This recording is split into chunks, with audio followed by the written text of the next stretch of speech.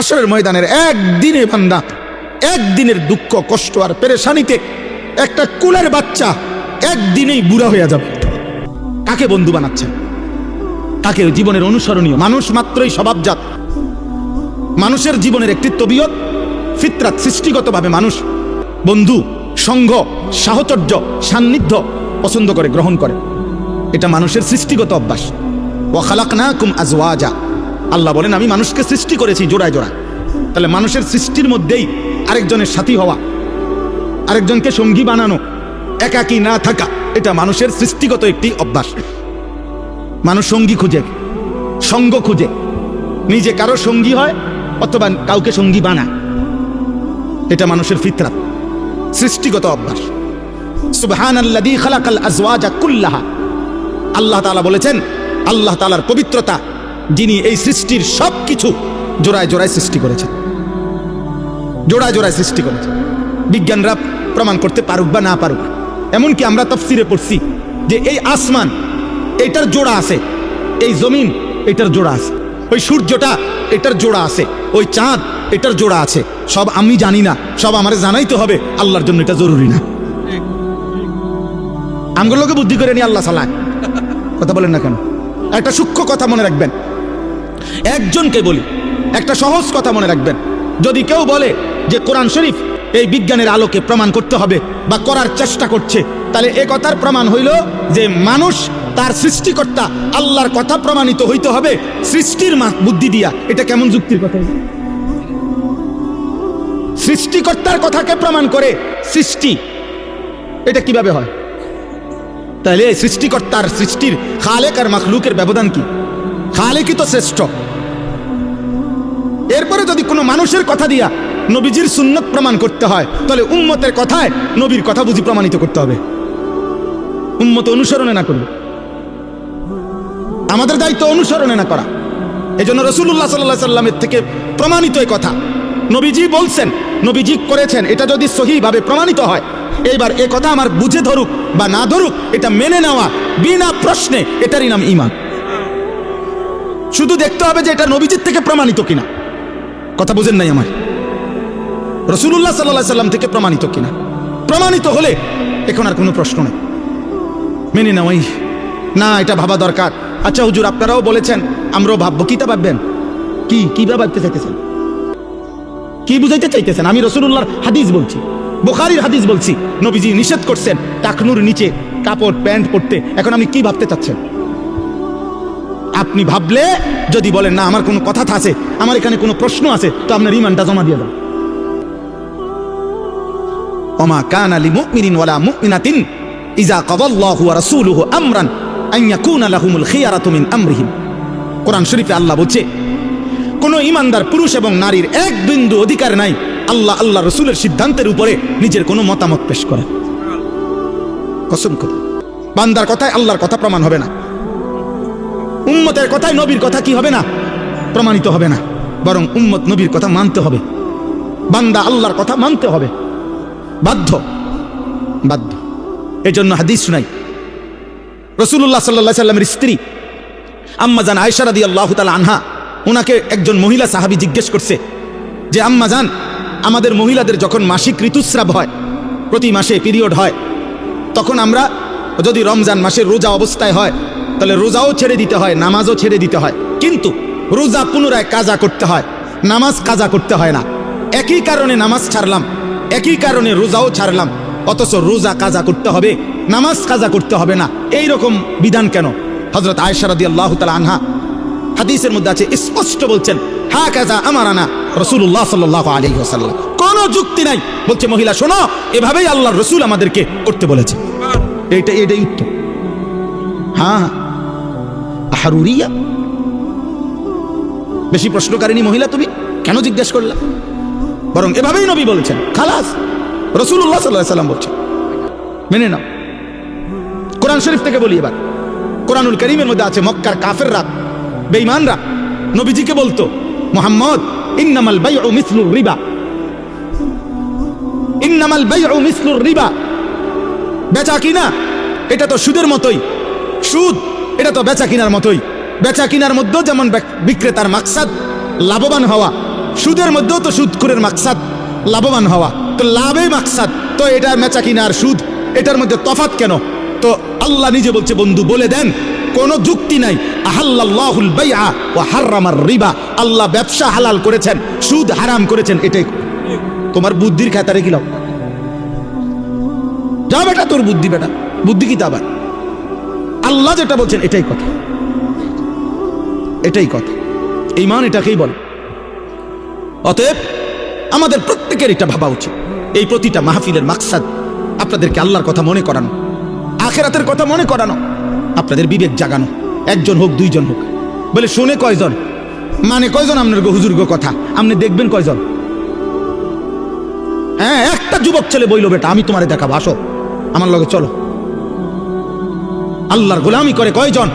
রাত্রিবেলা সেজদা করে কয়জন? আল্লাহর জন্য চোখের পানি ফেলে কখন? আল্লাহর দ্বীনের জন্য ভাবে কখন? কলিজার খুন আল্লাহ আল্লাহ রসুলের ভালোবাসায় দেওয়ার জন্য প্রস্তুত কতজন? তোমার কয়জন দেখা দরকার? আসো আমি দেখা। ইনশাআল্লাহ এই জমিন, আসমান ও জমিন যতদিন আছে, রবের গোলাম, আল্লাহকে সেজদাকারী বান্দা, আল্লাহর জন্য জান উৎসর্গকারী বান্দা ছিল, আছে, থাকবেই কিয়ামত। ইনশাআল্লাহ ইনশাআল্লাহ শহীদ শরীফ উসমান হাদি আবার তৈরি হবে, লক্ষ কোটি যুবক তৈরি হবে ইনশাআল্লাহ ইনশাআল্লাহ। 4 বছরের বাচ্চা প্রস্তুতি নিচ্ছে, 10 বছরের বাচ্চা প্রস্তুতি নিচ্ছে, কোলের বাচ্চা মা বাপ নতুন করে স্বপ্ন দেখছে, নাম রাখছে উসমান হাদি, রেডি হচ্ছে আগামী দিনের ঈমান এবং দেশপ্রেমকে পুঁজি করে আমার জমিনে কালেমার আওয়াজ বুলন্দ করবে। এটাই সত্যি, কাপুরুষ হেরেই যাবে, কোনো সন্দেহ নেই, কোনো সন্দেহ নেই, কোনো সন্দেহ নেই। এই জন্য আমি বললাম আমাদের জীবনের একটা গুরুত্বপূর্ণ অংশ এটা। এই আয়াতটা আমি যেটা পড়ছি, কোরআন পারা 25 নম্বর সূরা, সূরায়ে ফুরকান, এই সূরার 5টি আয়াত 25, 26, 27, 28, 29। আমি খুব সংক্ষেপে আপনাদেরকে শেষ করে দিচ্ছি, কিন্তু এই মূল কথা, এই কথাটাই, এই 5টি আয়াতের মূল বক্তব্য। অসৎ সঙ্গ, যেই ব্যক্তি বস্তু, যেই জিনিসের সাহচর্য মানুষ গ্রহণ করে গুনাহ করেছে, পাপ করলো, সুদ খাইলো, ঘুষ খাইলো, মদ খাইলো, জুয়া খেললো, নারী দেখলো, জেনা করলো, ব্যভিচার করলো, হারাম সম্পর্ক করলো, চুরি ডাকাতি খুন রাহাজানি সন্ত্রাস চাঁদাবাজি সুদ ঘুষ কিস্তি হারাম, এমনকি যে স্বামী স্ত্রী একে অন্য সঙ্গ দিয়ে গুনার কাজ করাইলো, পাপের কাজে বাধ্য করাইলো। তুই বেড়া আমি এত কথা বুঝি না, বেড়া আমার টাকা লাগবো, হালাল হারাম আমি বুঝি না, সুদে পারো কিস্তিতে পারো, সোফাইটা আগামী মাসে দরকার। সোজা কথা, তুমি কেমনে আনবে তুমি বুঝো। তাহলে এই নাফরমানি স্ত্রী এই স্বামীকে হারামের উপরে বাধ্য করলো না? কথা বলে না কেন? বলে আস্তাগফিরুল্লাহ আস্তাগফিরুল্লাহ। তো এজন্য বললাম অসৎ সঙ্গ। আজকে যত ছেলে মনে করেন আপনারা অনেক অভিভাবক, আহা ঠান্ডা মাথায় আপনারা আপনাদের ছেলেদের হাতে মেয়েদের হাতে, যার এখনো পূর্ণ সময় হায়াতের বাকি, তার জীবন গড়বার আগেই তার হাতে একটা বড় মোবাইল 24 ঘন্টার জন্য তার হাতে তুলে দিলেন, তার হাতে দিয়ে দিলেন। এবার ছেলেটা নিজের মতো করেই বেড়ে উঠতেছে, কি খায় কি ঘুমায় কি করে না করে। আহা 16 বছর বয়সে এত নারী দেখে ফেলছে, এত উলঙ্গ ছবি দেখে ফেলছে। 60 বছর 70 বছরের বুড়া চাচা মনো এত মহিলা দেখে না।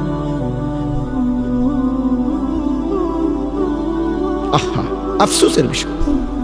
অসৎ সঙ্গ, অসৎ বুদ্ধি বন্ধু, অসৎ সঙ্গ। আপনি এটা বুঝেন না বাবা, যে ছেলেটা 1 ওয়াক্ত নামাজ পড়ে না, আপনার ছেলেটা যে তার সাথে চলে, এটা যে অসৎ সঙ্গী, অসৎ বন্ধু, এটা যে বন্ধু নামের শয়তান, আপনি এটা বুঝেন না? আপনি এটা জানেন না? আপনার চুল দেখলে আন্দাজ হয় না? আপনি চলাফেরা দেখলে আন্দাজ হয় না? আপনি কথাবার্তা শুনলে আন্দাজ হয় না? আজকে আফসোসের বিষয় হলো মুসলিম পরিবার, অভিভাবক মুসলমান তার পরিবারের প্রতি সচেতন, বর্তমান সময়ে অনেক সচেতন অভিভাবক, কিন্তু সচেতনতা হলো এই বাহ্যিক দুনিয়া, চাকচিক্যময় দুনিয়া, ঘর দালান বিল্ডিং ব্যাংক ব্যালেন্স, উপার্জন চাকরি ব্যবসা টাকা পয়সা রোজগারের কোনো পদ্ধতি, এইটাকে সাজাইয়া দেওয়ার জন্য যে পরিমাণ যত্নবান, তার চাইতে 1000 পরিমাণ গাফেল। ঈমান আমল আখিরাত আখলাক চরিত্র নামাজ সেজদা পরকাল এটার থেকে বঞ্চিত রাখা, এই ব্যাপারে গাফেল শতভাগ। উনি আজকে 3 মাস ধরে বাচ্চাটার সাথে লাগিয়া রয়েছে, ছেলেটার এসএসসি পরীক্ষা, রাত 12টার আগে তারে ঘুমাইতে দেয় না, ভোর টাইম মতো তারে উঠাই দিতেছে, তার সামনে একবার হরলিক্স গুইলা দেয়, তার সামনে একবার দুধ গরম করে দেয়, তার সামনে একবার ডিম সিদ্ধ করে দেয়, তার সামনে একবার বাচ্চা আব্বু তুমি পড়ো, আম্মু খাওয়াই দিতেছি নুডলস, আম্মু নুডলস খাওয়াই দিতেছে, আম্মু চা খাওয়াই দিতেছে, আম্মু মাথায় তেল ডলে দিতেছে, সব আব্বু তোমার পরীক্ষা, আব্বু তোমার পরীক্ষা, আব্বু ভালো রেজাল্ট করতে হবে, ভালো রেজাল্ট করতে হবে, ভালো রেজাল্ট করতে হবে। কিন্তু মুসলমানের বাবা মা একটাবারও বলে না 365 দিনে এই নাফরমান সন্তান 18 বছরের ছেলেটা একদিনও ফজরের নামাজ পড়লো না। হায় মা, তোর বিবেকের মধ্যে নামাজের কোনো গুরুত্ব নাই? আহা বাপ, তুই একবারও বললি না কেন তোমার ছেলে নামাজ পড়বে কখন? সন্তানের এসএসসি পরীক্ষার জন্য যদি এত যত্নবান হয়, তো সন্তানের আখিরাতের জন্য যত্নবান হবে কে? পরে আখিরাত মনে করাবে কে? পরে জাহান্নাম থেকে বাঁচাবে কে? পরে আল্লাহ চিনাবে কে? এই জন্য দয়া করে প্রত্যেকেই এটা খেয়াল করেন, খেয়াল করেন। মন্দ সঙ্গী থেকে, মন্দ সঙ্গ থেকে, অসৎ সঙ্গ থেকে আপনি তাকে বাঁচান, নিজেও বাঁচেন, নিজেও বাঁচেন। যার কাছে গেলে, যেখানে বসলে, যার সংস্পর্শে গেলে, যেই বস্তু, ব্যক্তি, যেই স্থান, যেই পরিবেশ, যেখানে গেলে গুনাহ হয়, অশ্লীলতা হয়, বেহায়াপনা হয়, অসভ্যতা হয়। আমরা কিতাবে পড়ছি, হেদায়া কিতাবে, একজন ইমানদারের জন্য একটা অলিমা, মানে বিবাহের, ছেলের বাড়িতে যে বিবাহের পরে অনুষ্ঠান হয়, এটারে বলা হয় অলিমা, এটা সুন্নাত। রাসূলুল্লাহ সাল্লাল্লাহু আলাইহি সাল্লাম বলছেন, অলিমার দাওয়াত যে ফিরায় দেয়, প্রত্যাখ্যান করে, সে আমি রসুলকে প্রত্যাখ্যান করে। এত গুরুত্ব দিচ্ছেন এই দাওয়াতটার প্রতি, মানে এটা যাওয়া উচিত। কিন্তু সেই ক্ষেত্রেও ফুকাহায়ে কেরামের মাসআলা হলো, যদি কেউ জানে কোনো অলিমার অনুষ্ঠানে গান হবে, বাদ্য হবে, বেহায়াপনা হবে, কারাহিয়াতের মধ্যে আছে কিনা এটা বলে, সেখানে প্রকৃত বিবেকবান, ইমানদার, মুত্তাকি কোনো ব্যক্তির জন্য যাওয়া নিষেধ। সেখানে আপনি বুঝেন না? হ্যাঁ, আইএস একটার মধ্যে 14 জন বয়াই দিছে, বেড়া বেড়ি, কোনার বেড়ি কোনার ছাসি কার জেডি কার কিতারে বইয়া লাইছে, বইয়া লাও, যে জেন্দে জায়গা পাও, 3টা রাখছি গাড়ি, হ্যাঁ গাড়ি 3টা আছে, জেন্দে যে যেমনি পাও বইয়া লাও। আমার কার লগে কে বইয়া লাইল? আশ্চর্য কথা, আশ্চর্য কথা। আহা, নাচে গায়, ভিডিও করতেছে, ছবি উড়াইতেছে, বিয়া।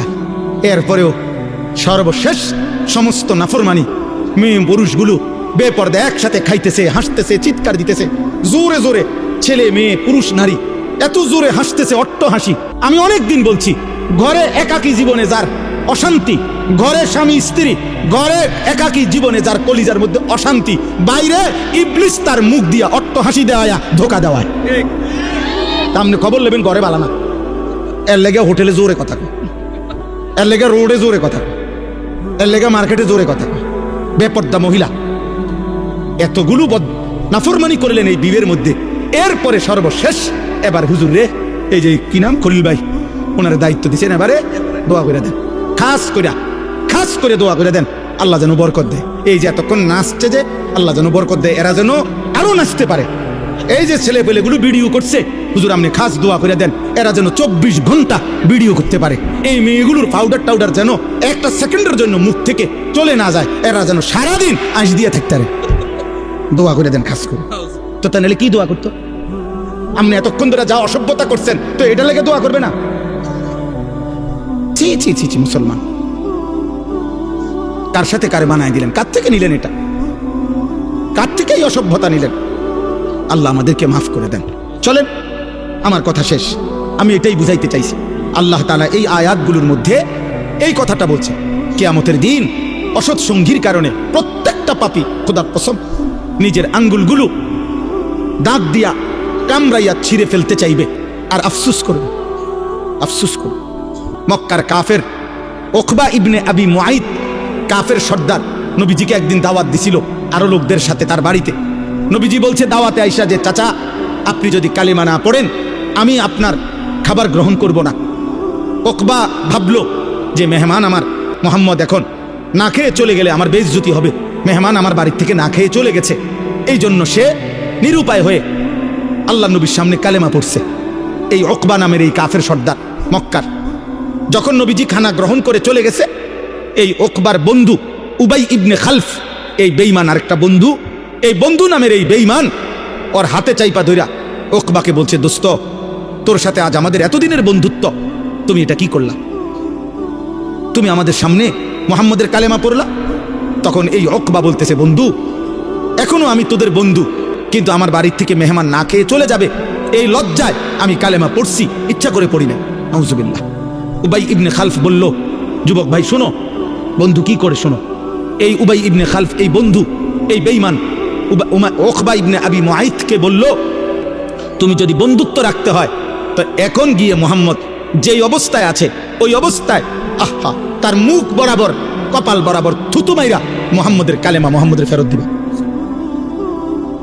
এই বেঈমান সত্যি সত্যি তাফসীরের মধ্যে আছে, সত্যি সত্যি কাবা ঘরের সামনে গিয়ে দেখছে নবীজি সেজদা দিয়ে আছে, এই অবস্থায় গিয়ে নবীজির কপাল বরাবর থুতু মাইরা বলছে, মুহাম্মদ তোর কালেমা তোরে ফেরত দিল। আল্লাহ বললেন, হায় কি করল, আহা কি করল, বন্ধু কত বড় ক্ষতি করল। এই লোকটা তো যেমনি হোক ইচ্ছায় অনিচ্ছায় কালেমা তো পড়ে ফেলছিল, কিন্তু বন্ধু তো শেষ করে দিল। এই একটা উদাহরণ বলি। দ্বিতীয় উদাহরণ বুখারীর রওয়ায়াত, হযরত সাঈদ ইবনুল মুসাইয়াব থেকে বর্ণিত, রাসূলুল্লাহ সাল্লাল্লাহু আলাইহি সাল্লাম যখন ওনার চাচা আবু তালেবকে ইন্তেকালের সময় কালেমার কথা বারবার বলতেছিলেন, 38 বছরের মহব্বতের অভিভাবকত্ব করছে নবীজির, 12 বছর থেকে 50 বছর।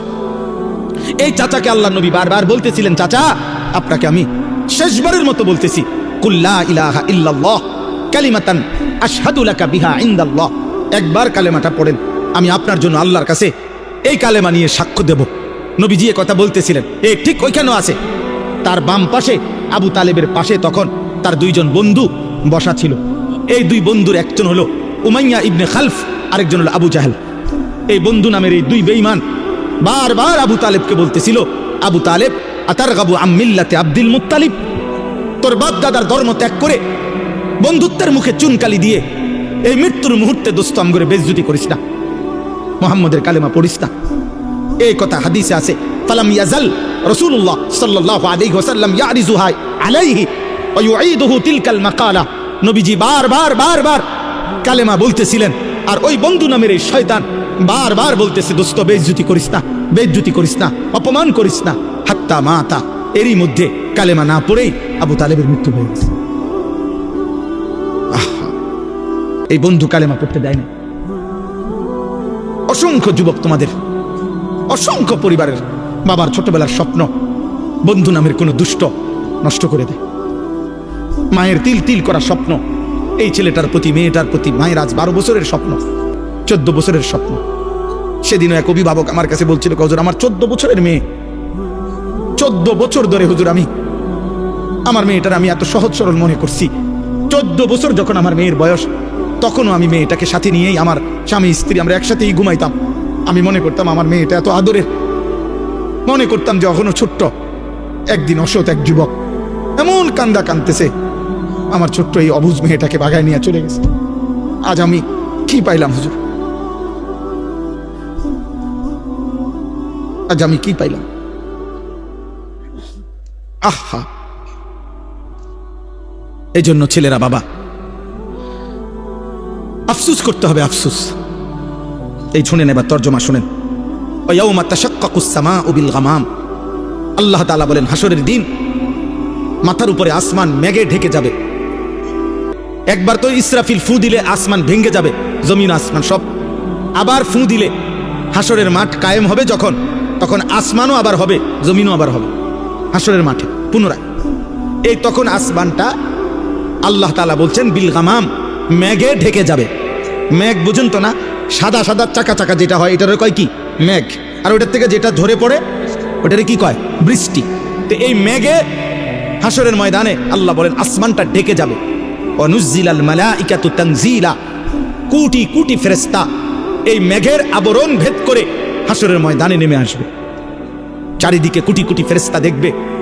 তাফসীরের মধ্যে আছে, এর মধ্যে কোটি কোটি ফেরেশতা এমন হবে, বান্দা যখন দেখবে, মানুষ দেখবে, তার হাতে, ওই ফেরেশতাদের হাতে আমলনামা, ওই ব্যক্তির নাম ঠিকানা তো দেখা যায়, ওই যে ওনার হাতে দেখা যাইতেছে আনিসুর রহমান, ব্যক্তি তার আমলনামাগুলো দেখবে। এরপরে ফেরেশতারা সারিবদ্ধভাবে থাকবে। আল মুলকু ইয়াউমা ইযিনিল হাক্কু লির রহমান, আল্লাহ তাআলা বলেন সেদিন প্রকৃত সত্য মালিকানা, সিদ্ধান্ত, ফয়সালা, একক ক্ষমতা রহমান আল্লাহর জন্যই কেবল হবে। সেদিন আর কারো কোনো ক্ষমতা থাকবে না। ওয়া কানা ইয়াওমান আলাল কাফিরিনা আসীরা। আর আল্লাহ বলে সেই দিনটি সমস্ত কাফের, বেঈমান, মুশরিক, নাফরমান, পাপীদের জন্য বড়ই কঠিন হবে, বড়ই কঠিন হবে। দোস্ত, অন্য আয়াতে আছে আল্লাহ বলছে ওয়াজিআ ইয়াওমাইদিন বিজাহান্নাম। সেদিন হাসরের ময়দানে জাহান্নামকে ফেরেশতারা 70,000 আগুনের শেকল দিয়ে বেঁধে টেনে নিয়ে আসবে। এইটা মনে করেন এই যে এটা কি কয় সাউন্ড বক্স, এইটা যেমন আমরা এখন সবাই দেখতেছি, সেদিন এরকম প্রকাশ্যে প্রত্যেকে তার চোখে জাহান্নামকে দেখবে হাসরের মাঠে। ওয়াজা রাব্বুক, আল্লাহ বলেন বন্ধু আপনার রব আল্লাহ তিনি হাসরের ময়দানে কুদরতিভাবে উপস্থিত হবে। ওয়াল মালাকু সাফফান সাফফা, কোটি কোটি ফেরেশতা সারিবদ্ধভাবে থাকবে। একদিকে জাহান্নামের গর্জন শোনা যায়, একদিকে মহান আল্লাহ উপস্থিত, চারিদিকে ফেরেশতা দাঁড়িয়ে আছে। ফেরেশতার হাতে আমার আমলনামা আছে। পায়ের নিচের জমিন উত্তপ্ত, মাথার উপরে আসমানের নিচে সূর্যটা প্রখর উত্তাপ। এক মাউদাউ কাদামিন, নবীজি বলছেন পায়ের নিচের তালুর যেটুকু জায়গা, এক মানুষ এটুকু জায়গায় শুধু পাবে, ডানে বামে সামনে পিছনে। 1 সেকেন্ডের জন্য আকপিস করতে পারবে না, এক সুতা নড়াচড়া করতে পারবে না। কমপক্ষে প্রথম দিন দাঁড়াইয়া থাকতে হবে খোদার কসম 50,000 বছর। ফি ইয়াউমিন কানা মিকদারুহু 50,000 সানা। আল্লাহ বলছে ইয়াউমান ইয়াজআলুল বিলদানা শাইবা। আল্লাহ বলছে বান্দা হাসরের ময়দানের একদিনে বান্দা, একদিনের দুঃখ কষ্ট আর পেরেশানিতে একটা কুলের বাচ্চা একদিনেই বুড়া হয়ে যাবে। একদিন। এ তো কোরআন শরীফের আয়াত। আপনার ফাকাইফা তাত্তাকুন, আল্লাহ বলছে কি বুঝা তোমরা নাফরমানি করছো বান্দা, কি বিষয়টা কি? আরে ভাই কেন নামাজ পড়ছো না? মুসলমানের যুবক, মুসলমানের আব্বা নামাজ পড়ছো না কেন? বিষয়টা কি আসলে? চোখের সামনের এত মানুষের মৃত্যু কি আখেরাত মনে করায় না? কেউ তো থাকলো না, আপনি কেমনে থাকবেন? আপনি কেমনে থাকবেন? ডানে বামে কেউ তো থাকলো না। পৃথিবী তো মনে রাখে না রে আব্বা। আমার দাদার বাপের নাম কি আমি জানি না, আপনারাও জানেন না, আপনারা অনেকেই জানেন না আমার দাদার দাদার নাম কি। শতকরা 99 জন না 99.5 জনই বলতে পারবে না। তাহলে আমার দাদার দাদা আজ থেকে 1,500 বছর আগের না? কথা বলে না কেন? কি সর্বোচ্চ 200 বছর? বোঝেন নাই কথাটা? আপনি আমার দাদার দাদা ধরেন, তাহলে দাদা, হ্যাঁ দাদার বাপ, দাদা, আমার আব্বা, 4 জন, আমার আগে 4 জন, তাহলে আমার আগে 4 জন, আপনি 60 করে ধরেন 240, এই তো বললাম। তাহলে 200-250 বছর আগের মানুষ, কই আমরা যে তার নাম জানি না?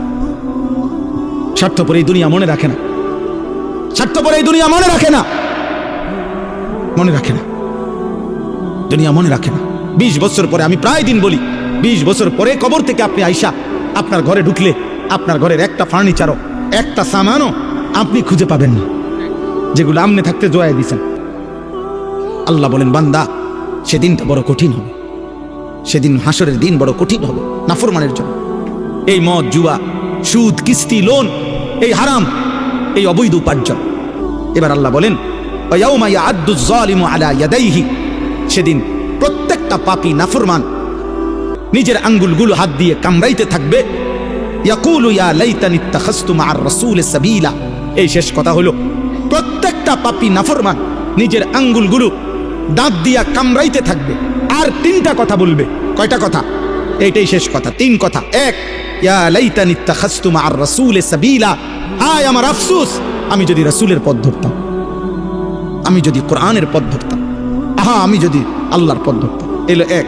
2, ইয়া ওয়াইলাতা লাইতানি লাম আত্তাখিজ ফুলানান খলিলা, হায় যে যার কারণে গুনাহ করেছে, মদ খাইছে, জুয়া খেলছে, নারী দেখছে, ছবি দেখছে, উলঙ্গ দৃশ্য দেখছে, সুদ খাইছে, কিস্তি নিছে, হালাল হারামের পার্থক্য করে নাই, যে যার সঙ্গ নিয়া, যে যার বন্ধুত্ব নিয়ে, খোদার কসম সে আফসোস করবে আর বলবে হায় আমি যদি তাকে বন্ধু না বানাইতাম।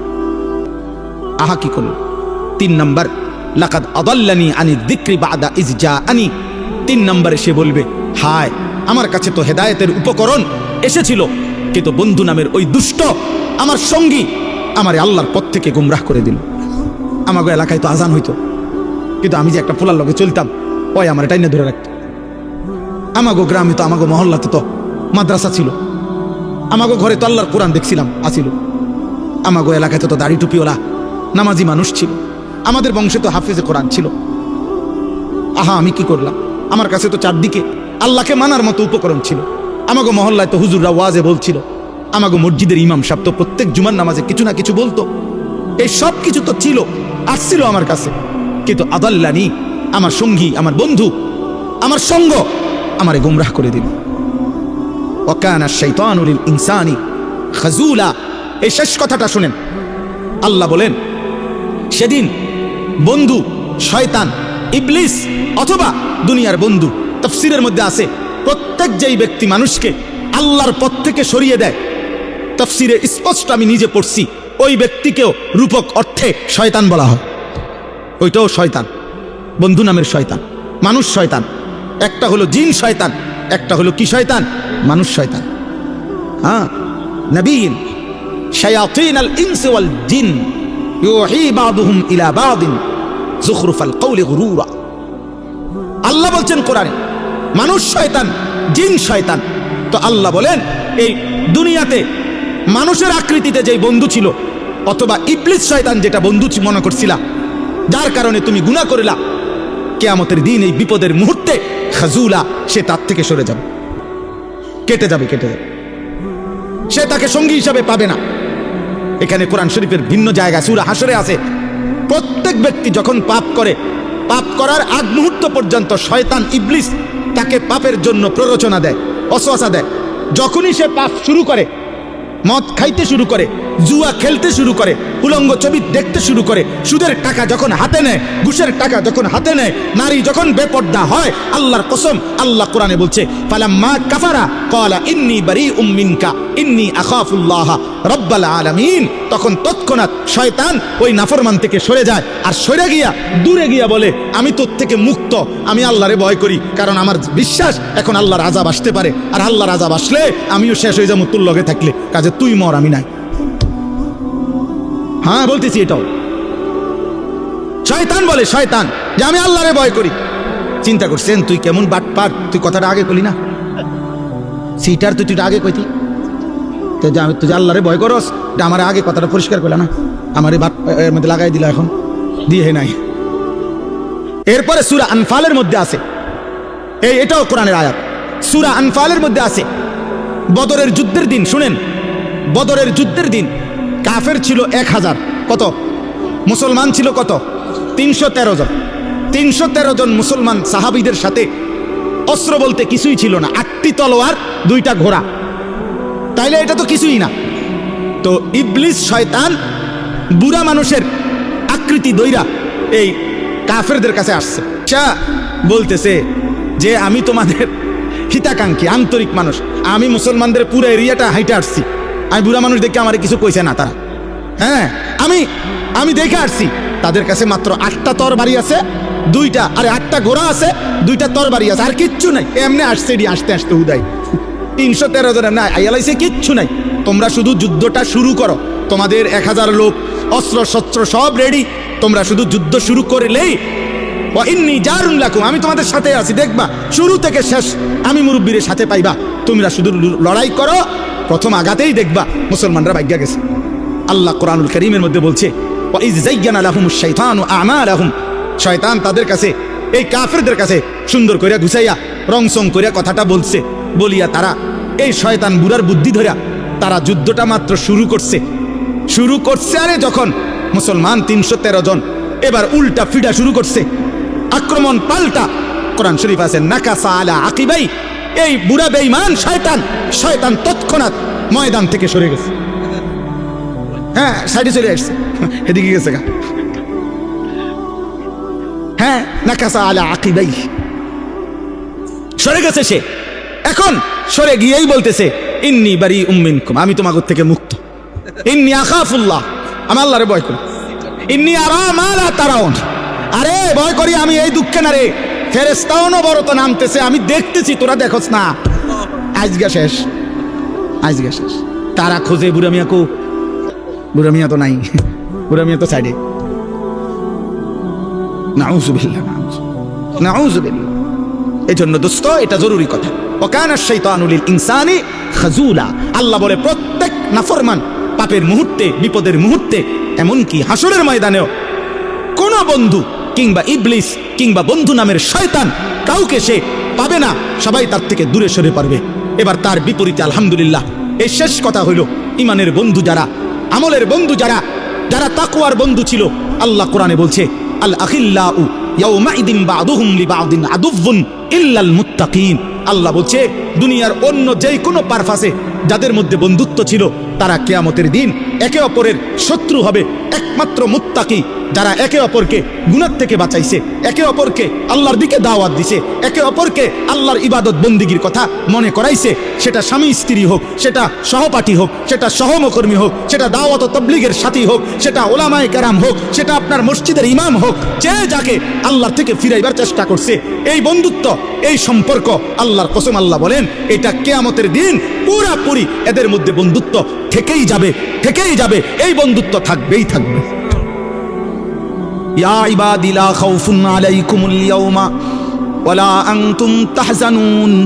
আর আল্লাহ সেদিন বলবে, হে ঈমান আমলের বন্ধুগণ, হে নেক কাজের বন্ধুত্ব স্থাপনকারী বান্দারা, আজ তোমাদের কোনো ভয় নাই, চিন্তা নাই। উদখুলুল জান্নাতা আনতুম ওয়া আজওয়াজুকুম তুহবারুন, তোমরা তোমাদের বন্ধুদেরকে সাথী করে আমার জান্নাতে ঢুকে পড়ো। সুবহানাল্লাহ। অতএব আমার এতটুকুই কথা। আজকের এই নিশ্চিন্তপুর মৈশানবাড়ি ৩ নং গেট জামে মসজিদের এই মাহফিলে এ যে কয়জন আল্লাহর বান্দা বসছেন, আপনাদের কাছে অনুরোধ, আপনারা অসৎ সঙ্গ ত্যাগ করেন। মোবাইল যদি আপনার এই গুনার মধ্যে লিপ্ত করায়, আপনি এটা ছাড়েন। যে বন্ধু, যে সঙ্গী, যে সমপাঠী, যেই সহকর্মী, যেই সহযোদ্ধা, যেই হোক আপনাকে আল্লাহ ভুলায় আখিরাতের কথা মনে করায় না, তার থেকে সরেন, তার থেকে সরেন। আল মারউ আলা দীনি খলিলিহি ফালিয়ানজুর আহাদুকুম মান ইউখালিলু, ব্যক্তি তার বন্ধুর গুণে প্রভাবিত হয়। অতএব আল্লাহর নবী বলেন, লক্ষ্য করো, লক্ষ্য রেখো কাকে বন্ধু বানাচ্ছ। আজকে যদি অভিভাবক, মুসলিম অভিভাবকরা এতটুকু ভাবতো, সন্তান আরো সুন্দর হতো। অনেক অভিভাবক এটা বোঝে না। আরে ভাইয়া, আখলাক চরিত্র ছাড়া, নামাজ ছাড়া, সেজদা ছাড়া, হালাল হারাম ছাড়া ব্যক্তি, কোন সন্তান মানুষ হয় না। ইকোনমিক্যাল অ্যানিমেল হয়, উপার্জনকারী প্রাণী হয়, মানুষ হয় না। সে উপার্জন শিখে কিন্তু ইনসান হয় না। ইনসান হয় সেজদা দিলে, মানুষ হয় আল্লাহর গোলামি করলে, মানুষ হয় হালাল হারামের পার্থক্য থাকলে, মানুষ হয় যার আখলাক চরিত্র আখিরাতমুখী হয়, সে মানুষ হয়। আল্লাহ আমাদের সবাইকে, আমাদের স্ত্রী, সন্তান, পরিজন, আমাদের নিজের জীবন ঈমান আমলের সঙ্গী, উত্তম মানুষের সাহচর্য দান করে আখিরাত যেন কামিয়াব হয়, কবুল করেন আল্লাহ। আল্লাহ আমাদের সবাই